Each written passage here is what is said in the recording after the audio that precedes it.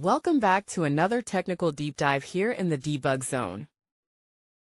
Today we're tackling a big question and breaking it down with insights from other users.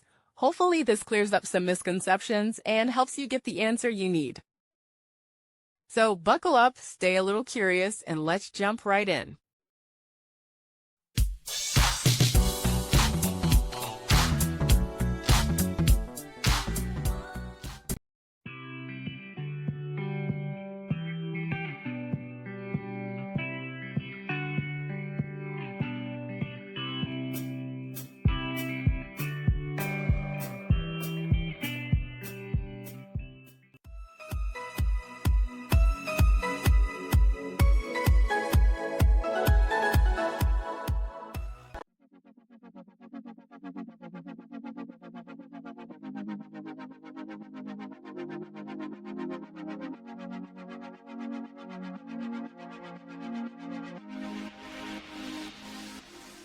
And that's a wrap.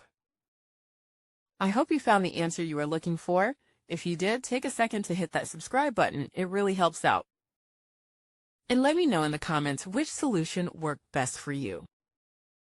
See you next time in the Debug Zone.